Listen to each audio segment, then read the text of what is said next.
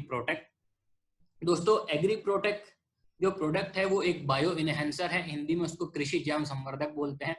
Microbial इनोक्युलेंट है, अर्थात कि अगर हम इसका प्रयोग करें अपनी खेतीबाड़ी में तो ये अच्छे बैक्टीरिया की ग्रोथ को इतना बढ़ा देता है जड़ों के आसपास या पत्तों के ऊपर, जिससे कि जो फंगस या बैक्टीरिया अटैक करने वाले थे फसल के ऊपर, बीमारी फैलाने वाले थे, वो बीमारी नहीं फैलाता है और ये पौधों के अंदर एक प्रतिरोधक क्षमता डेवलप कर देता है, जिससे कि पौधों के ऊपर वो बीमारी का अटैक ना हो पाए।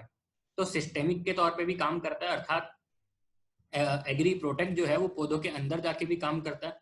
जो बैक्टीरिया या जो फंगस पत्तों के ऊपर फैलने वाले थे, परजीवीवाद मतलब जो रस चूसने का काम करते हैं, पत्तों से फीडिंग करते हैं, उनके कंट्रोल में भी इसका काम हम ले सकते हैं। सो ओवरऑल हम एग्री प्रोटेक्ट का प्रयोग अपनी फसल को प्रोटेक्ट करने के लिए फंगस की बीमारी से या कुछ बैक्टीरियल बीमारी से, इनसे बचाने के लिए हम इसका प्रयोग कर सकते हैं।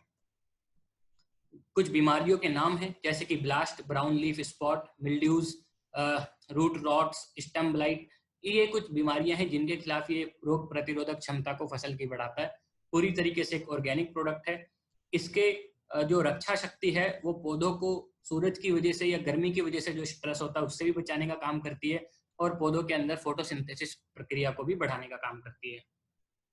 ये कुछ बीमारियां हैं जैसे कि ब्लास्ट, और यहाँ पे मूंगफली में, कॉटन में, गेहूं में, ये कुछ बीमारियां हैं जिनके खिलाफ रोग प्रतिरोधक क्षमता बढ़ाने के लिए हम एग्री प्रोटेक्ट का प्रयोग कर सकते हैं। कैसे करेंगे इसका प्रयोग? अगर हम प्रोफिलिप्टिक वे में करना चाहते हैं, पहले से इसका प्रयोग करना चाहते हैं, तो मृदा उपचार कर सकते हैं।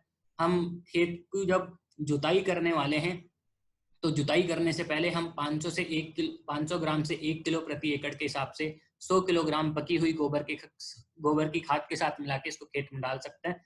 अच्छे से जुताई कर सकते हैं। अगर जुताई के टाइम पे नहीं डाल पाए तो जब हम अपने खेत में बुआई कर रहे हैं, बुआई के समय कोई फर्टिलाइजर डाल रहे हैं, उसके साथ मिला के भी हम 500 ग्राम एग्री प्रोटेक्ट डाल सकते हैं। या फिर अगर कोई व्यक्ति ह्यूमिक ग्रैनुअल के साथ मिलाना चाहे तो 5 किलो ह्यूमिक ग्रैनुअल के साथ मिला के भी इसका प्रयोग कर सकता है। तो ये हमारी मिट्टी में से एक बायो कंट्रोल एजेंट के तरीके से काम करेगा, जो कि खतरनाक बैक्टीरिया और फंगस को दूर रखने का काम करेगा जड़ों से। अगर हम बीज उपचार करना चाहते हैं तो 10 ग्राम प्रति किलो के हिसाब से हम बीज उपचार भी कर सकते हैं। बीज के साथ अच्छे से कोटिंग करके फिर हम बीज को लगा सकते हैं। और कोई अगर ऐसी फसल है जहाँ पे रोपाई की जाती है तो उसके लिए जड़ उपचार कर सकते हैं। 10 से 15 ग्राम प्रति लीटर जड़ों को उस सॉल्यूशन में 10 मिनट के लिए डुबा के फिर हम उस पौध को दोबारा खेत में रोपाई के लिए लगा सकते हैं। अगर जड़ उपचार नहीं कर पाए, बीज उपचार नहीं कर पाए, मृदा उपचार नहीं कर पाए और फसल ऑलरेडी हमारी अगर बड़ी हो चुकी है, बाहर निकल चुकी है, तो हम वहाँ पे स्प्रे कर सकते हैं 1.5 से 2 ग्राम प्रति लीटर।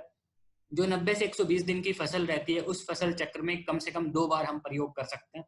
पहला स्प्रे जब बुआई से लगभग 20 से 25 दिन हो चुके हैं, 4 से 5 पत्ते फसल के ऊपर आ चुके हैं, और दूसरा स्प्रे फूल आने के 20 दिन पहले, क्योंकि फूल आने की अवस्था ही वो अवस्था होती है जहाँ पे कि फंगस लगने के चांस सबसे ज्यादा रहते हैं या बीमारी लगने के चांस सबसे ज्यादा रहते हैं। तो कम से कम 2 बार वहाँ पे स्प्रे कर सकते हैं अगर आपने ऊपर वाले किसी भी मेथड का प्रयोग नहीं किया है तो। दूसरी तरफ अगर खेत में कोई बीमारी आ चुकी है तो ऐसे में आप स्प्रे के माध्यम से भी इसका प्रयोग कर सकते हैं। 2 से 3 ग्राम प्रति लीटर और 7 दिनों के अंदर 2 स्प्रे करेंगे तो अच्छा रिजल्ट हमें वहाँ पे मिल जाएगा।